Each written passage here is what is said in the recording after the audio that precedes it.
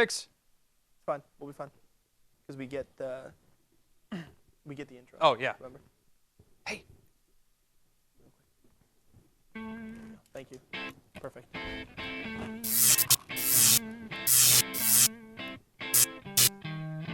for short, we can just, what are we supposed to be?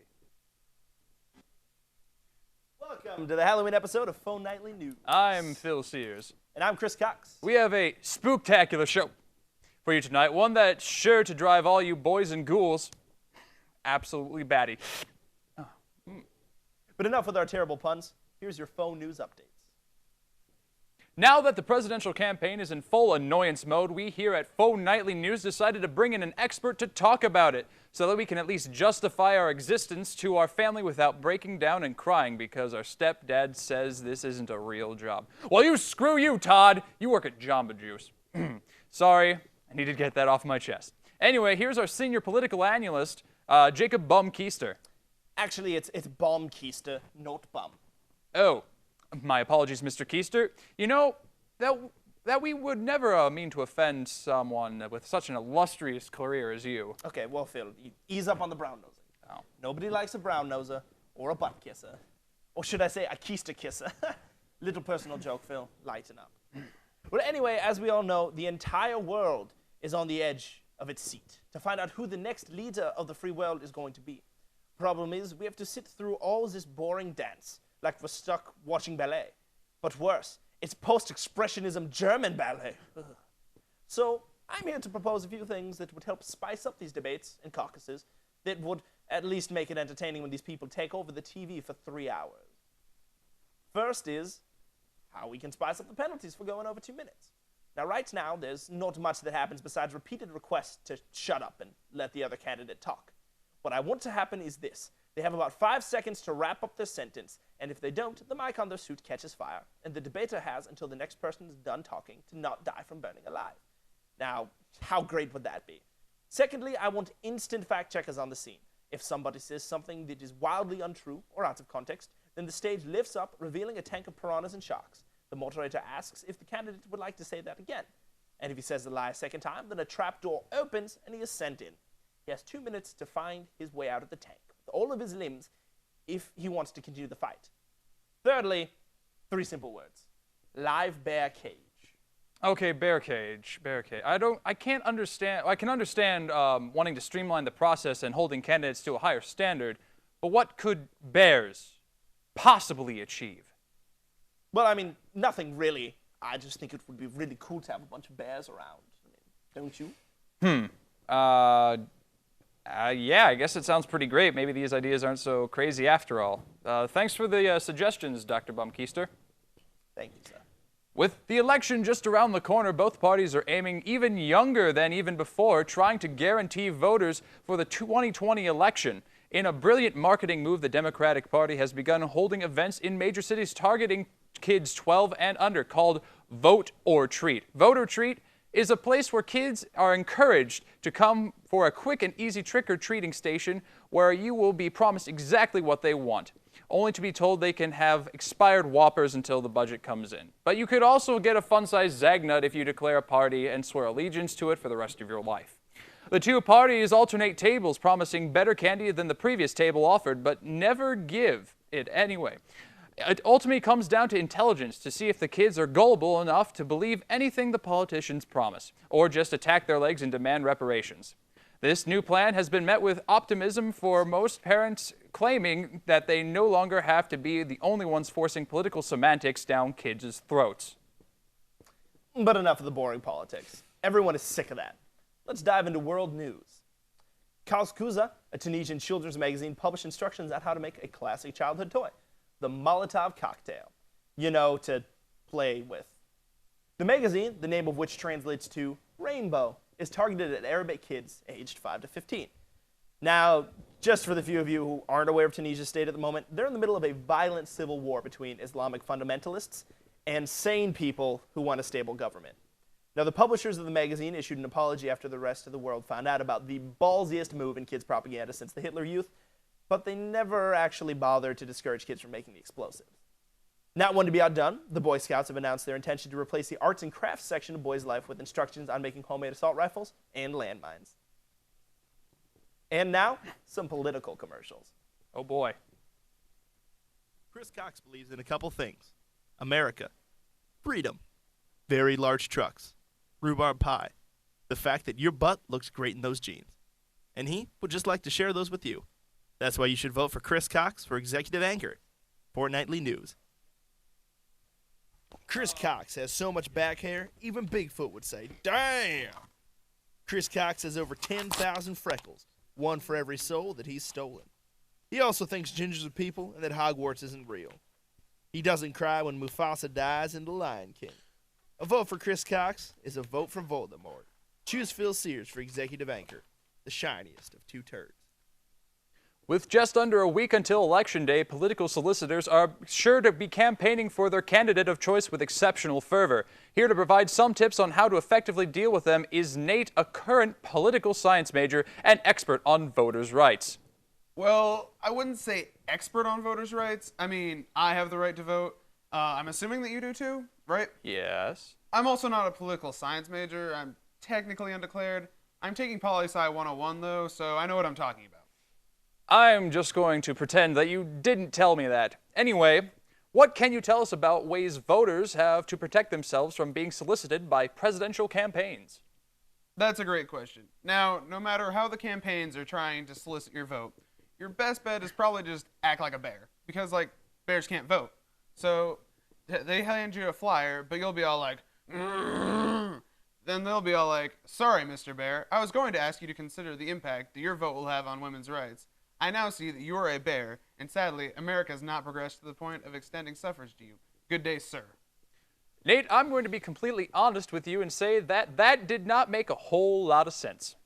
If I can be honest right back, I tend to do most of my napping during poli-sci, so my dreams end up finding their way into my lecture notes. Turns out there's a lot more bears in politics than you realize. Well, go get a good night's sleep, Nate. Hey, thanks, man. With President Obama leaving the campaign trail to handle hurricane relief efforts, former President Bill Clinton will be taking his place. A leading conspiracy theory suggests that this is just further evidence that Obama and Clinton are, in fact, the same man. The theory was originally sparked by Clinton's speech at the Democratic convention and has escalated since.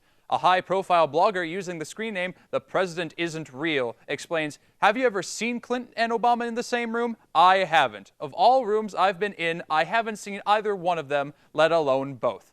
A neo-birther movement is now demanding to see Obama's real birth certificate before they believe he was born and not built in a factory for the purpose of doing Clinton's bidding and destroying all mankind.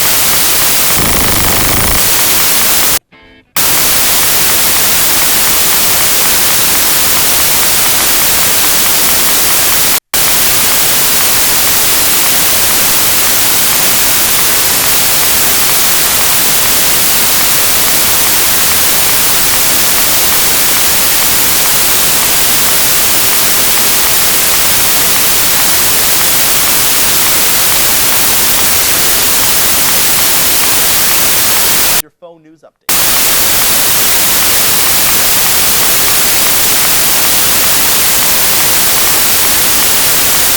Expert to talk about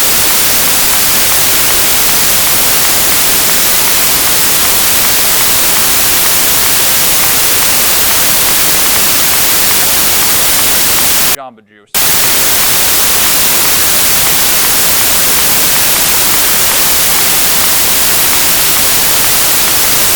Keys bum. My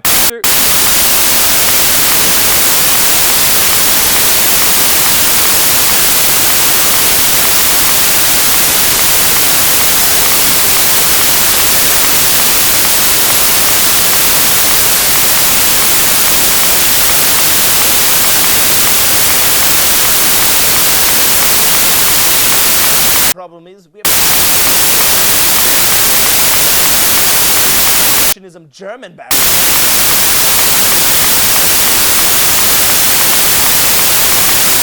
Over the TV.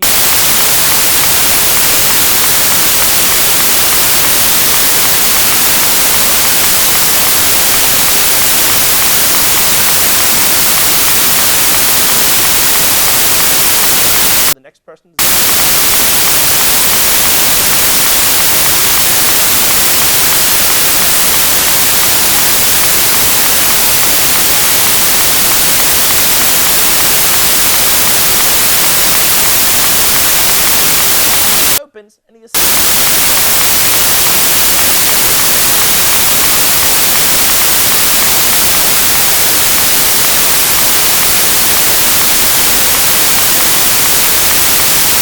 Like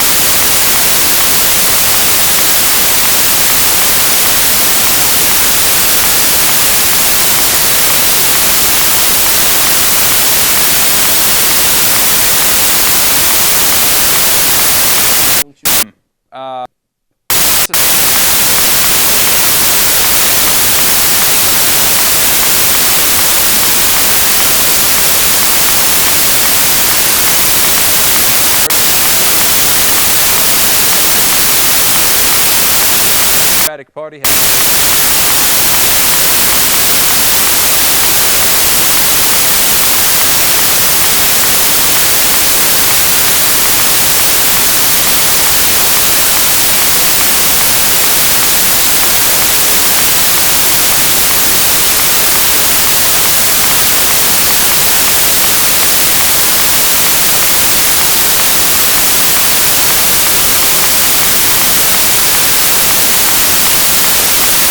gullible and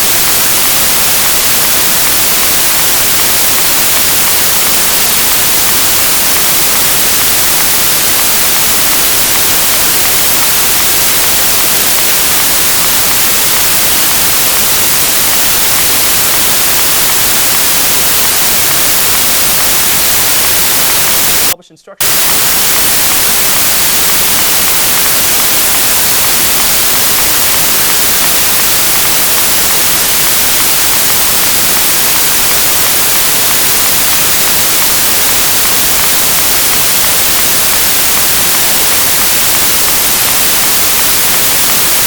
Magazine.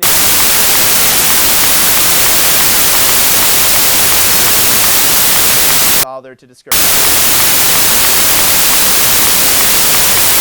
The Boy Scouts have announced their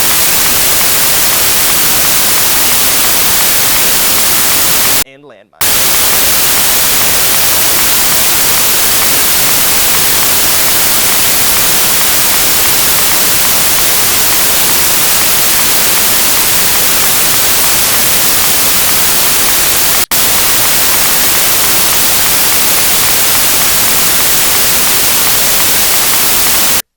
News. Care even bigger. Freckles.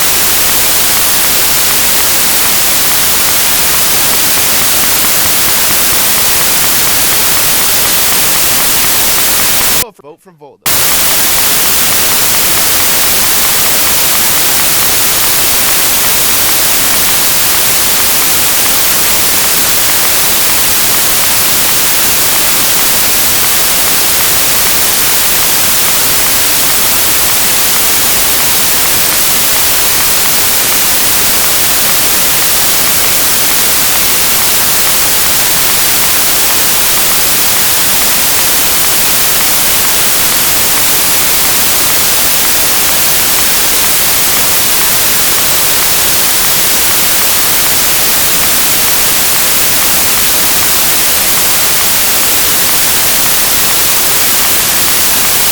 anyway.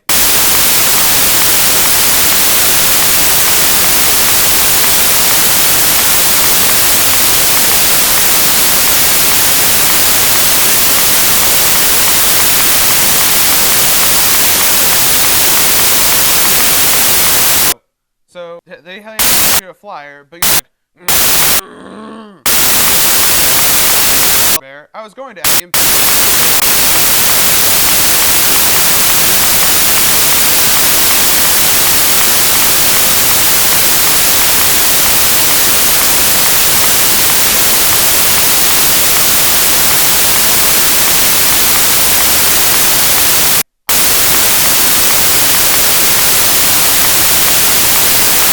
End up finding their.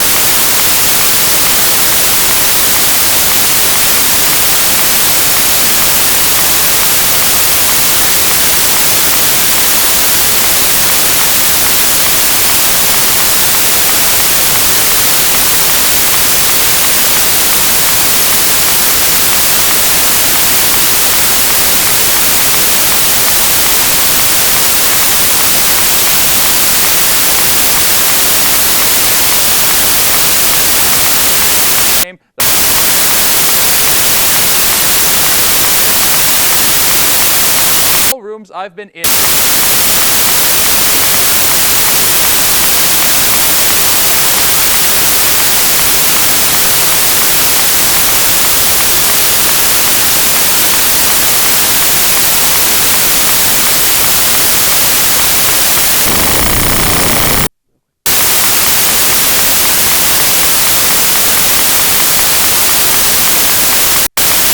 Welcome to the Halloween episode of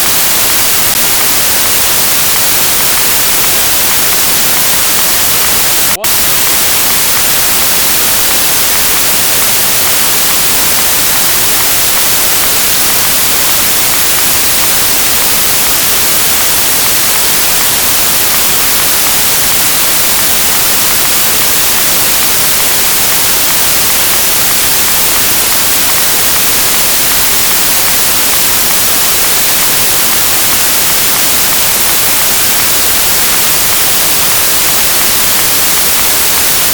Anyway.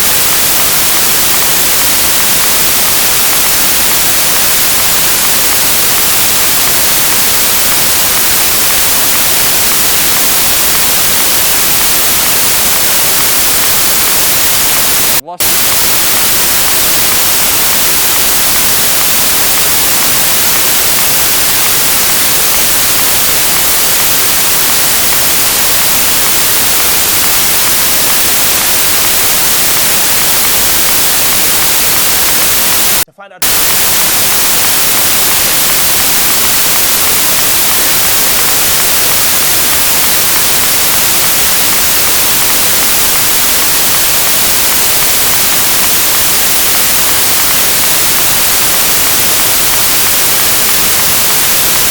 Now, right now, there's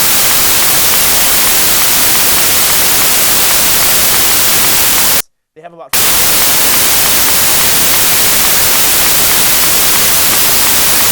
done talking.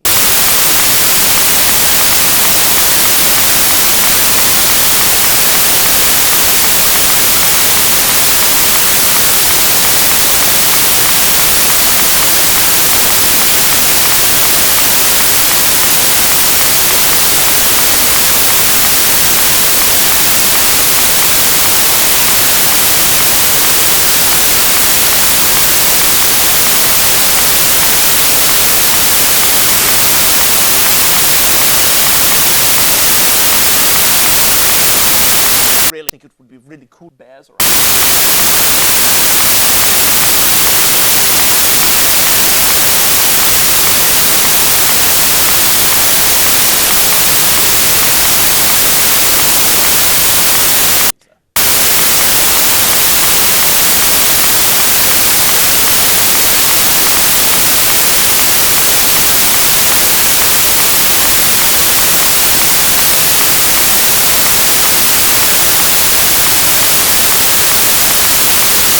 Kids.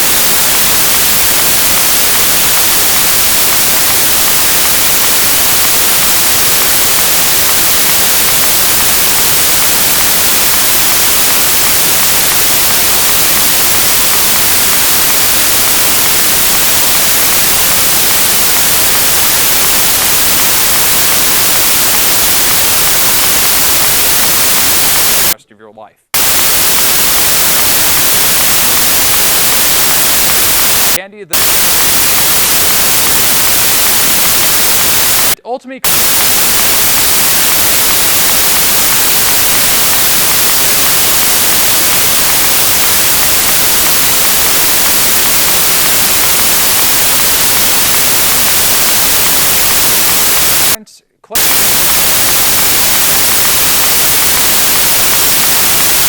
kids' throat.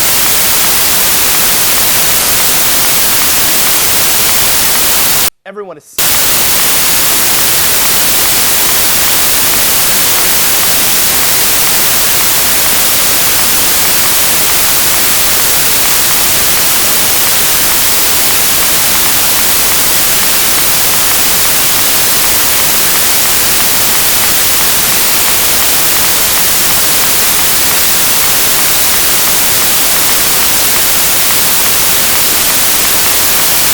State at the moment.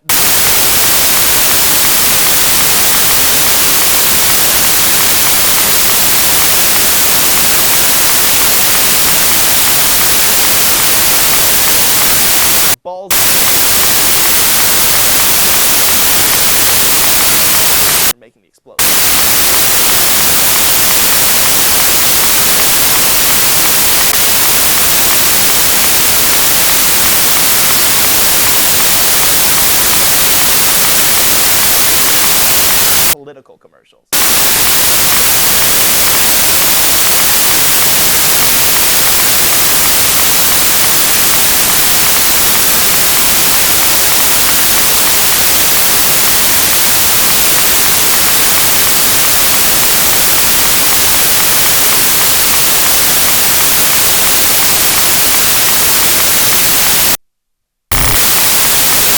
Care.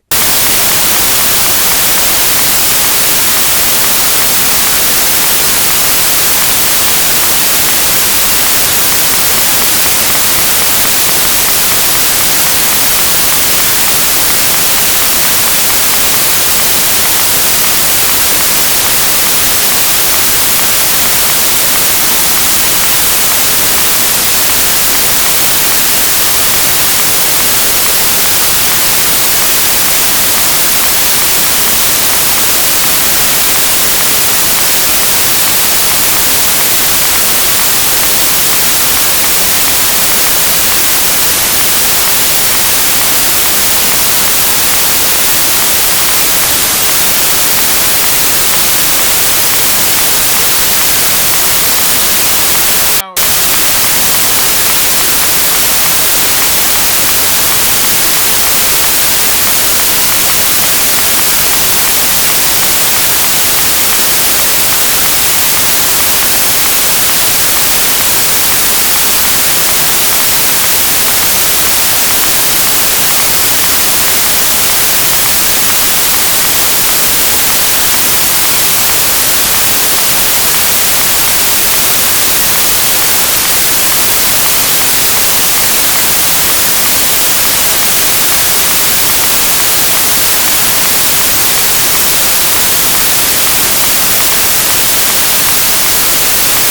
The screen name. I haven't.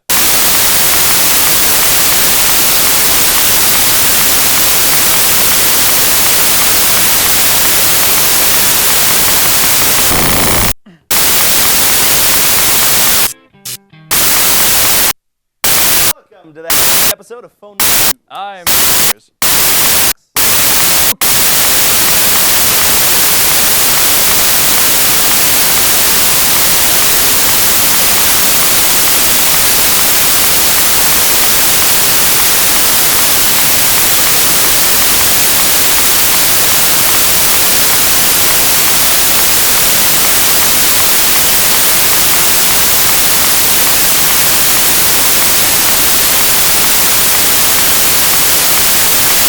You know, that never means